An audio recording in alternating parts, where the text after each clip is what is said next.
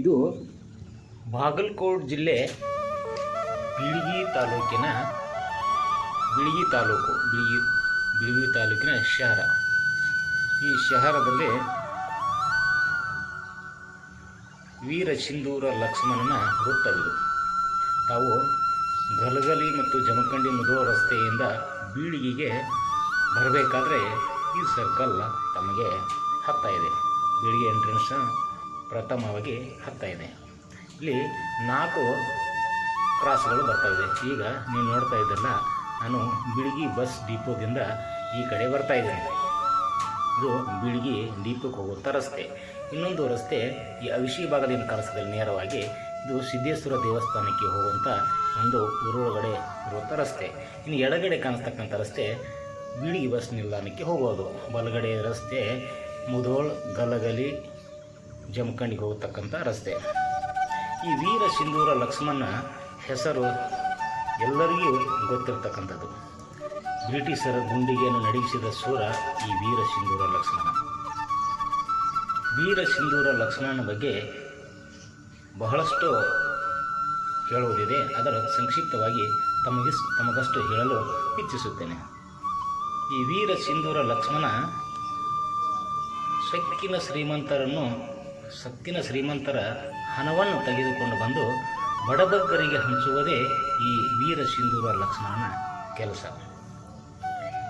ಈ ವೀರ ಸಿಂಧೂರ ಲಕ್ಷ್ಮಣನಿಗೆ 2 ಅಳಿಯಂದಿರು ಹಾಗೂ ಇನ್ನೊಬ್ಬರು ಅವನ ಗೆಳೆಯರು, ಹೀಗೆ 3-4 ಜನಗಳ ಗುಂಪಿನೊಂದಿಗೆ ತಾನು ಗುಡ್ಡುಗಾಡುಗಳಲ್ಲಿ ಅಡ್ಡಾಡ್ತಾ ಇದ್ದ. ಅವನಿರುವುದು ಜಾಸ್ತಿ ಗುಡ್ಡದಲ್ಲಿ. ಈ ಬೀಳಗಿ ಗುಡ್ಡದಲ್ಲಿ ಈಗೂ ಸಹಿತ ಯಾವಾಗೋ ಏನೋ ತಾನು ತಂದು ಬಚ್ಚಿಟ್ಟಿರ್ತಕ್ಕಂಥ ವಜ್ರ ವೈಡೂರ್ಯಗಳು, ಬಂಗಾರ, ಹೀಗೆ ಏನೇನು ಸಿಗ್ತಾವೆ ಇದ್ದಾವೆ ಅಂಥೇಳಿ ಜನಗಳು ಸಹಿತ ಹೇಳ್ತಾ ಇದ್ದಾರೆ. ಯಾಕಂತಂದ್ರೆ ಆತ ತಂದು ಯಾರ ಮನೇಲಿ ಇಡ್ತಿದ್ದಿಲ್ಲ, ಗುಡ್ಡುಗಳಲ್ಲಿ ಇಡೋದು, ಅದನ್ನು ಬಡಬಗ್ಗರಿಗೆ ಹಂಚುವುದೇ ಈತನ ಕೆಲಸವಾಗಿತ್ತು. ಈತ ಕಪ್ಪರ ಪಡೆಯವನ ಭಕ್ತನಾಗಿದ್ದ.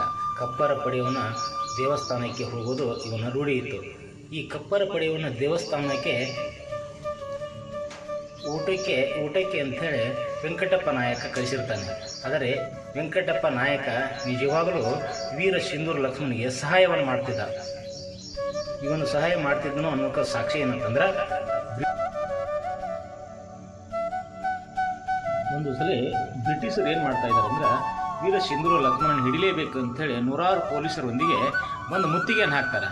ಮುತ್ತಿಗೆ ಹಾಕಿ ಹಿಡಿಬೇಕು ಅನ್ನೋ ಸಂದರ್ಭದಲ್ಲಿ ತಪ್ಪಿಸಿಕೊಂಡು ಹೋಗುವ ಸಂದರ್ಭದಾಗ ಕೈಯಲ್ಲಿರ್ತಕ್ಕಂಥ ತೋಪು ಬಿದ್ದು ಹೋಗುತ್ತಾ. ಆ ತೋಪಿನ ಮೇಲೆ ಹೆಸರು ಇರ್ತೈತಿ, ವೆಂಕಟಪ್ಪ ನಾಯಕ ಅಂತ ಹೆಸರಿರುತ್ತೆ. ಆ ಹೆಸರನ್ನು ಹಿಂಬಾಲಿಸ್ತಕ್ಕಂಥ ಪೊಲೀಸರು ಸೀದಾ ನೇರವಾಗಿ ವೆಂಕಟಪ್ಪ ನಾಯಕನ ಮನೆಗೆ ಹೋಗಿ ಹೇಳ್ತಾರೆ, ವೀರ ಸಿಂಧೂರ ಲಕ್ಷ್ಮಣ ಹಿಡಿದು ಕೊಟ್ಟರೆ ಸರಿ, ಇಲ್ಲಾಂದ್ರೆ ನಿನ್ನನ್ನೇ ಏನಂತೆ ಮುಗಿಸಿಬಿಡ್ತೀವಿ ಅಂತ ಭಯ ಹಾಕಿದಾಗ ಅವನನ್ನು ಹಿಡಿದುಕೊಳ್ಳಿಕ್ಕೆ ಮನಸ್ಸು ಇರುವುದಿಲ್ಲ. ಆದರೆ ಅವನ ಕೈಯಲ್ಲಿರ್ತಕ್ಕಂಥ ವೆಂಕಟಪ್ಪ ನಾಯಕನ ಕೈಯಲ್ಲಿರ್ತಕ್ಕಂಥ ಸೇವಕರೇನು ಹೇಳ್ತಾರೆ ಅಂತಂದ್ರೆ, ನೋಡು, ನೀ ಏನಾರ ಹಿಡಿದುಕೊಳ್ಳಿಕ್ಕೆ ನಿನ್ನನ್ನು ಕಳ್ಕೊಳಕ್ಕೆ ನಮ್ಗೆ ಆಸೆ ಇಲ್ಲ, ನಾವು ವೀರ ಸಿಂಧೂರ ಲಕ್ಷ್ಮಣ ಹಿಡಿಲಿಕ್ಕಂತೂ ನಮ್ಮ ಕೈಲಿ ಆಗಲ್ಲ, ಆದರೆ ಅವನ್ನ ಕೊಲ್ತೇವೆ, ಮುಗಿಸ್ತೇವೆ ಅಂಥೇಳಿ ಮಾತು ಕೊಡ್ತಾರೆ ಬ್ರಿಟಿಷರಿಗೆ. ಹೀಗಾಗಿ ಅವನ ಕೈಲಿರ್ತಕ್ಕಂಥ ಸಹಾಯಕರು ಅವನ ನೆನಪಿ ಊಟಕ್ಕೆ ಕುಂತಾಗ, ಕಪ್ಪರ ಪಡೆಯಮ್ಮನ ದೇವಸ್ಥಾನದಲ್ಲಿ ಊಟಕ್ಕೆ ಕುಂತಾಗ ಗುಂಡಿಕ್ಕಿ ಕೊಂದರು ಅಂಥೇಳಿ ಕಥೆಯನ್ನು ನಾವು ಕೇಳ್ತಾ ಇದ್ದೀವಿ. ಅದೇ ಈ ಕಥೆ ಆಗಿರುತ್ತದೆ. ಇಲ್ಲಿ ಈಗ ನೋಡ್ತಿರುವುದು ಶ್ರೀ ಸಿದ್ದೇಶ್ವರ ದೇವಸ್ಥಾನ. ಬೀಳಿಗೆಯ ಸಿದ್ದೇಶ್ವರ ಕೊಳ್ಳ ಅಂತಲೂ ಕರೀತಾರೆ.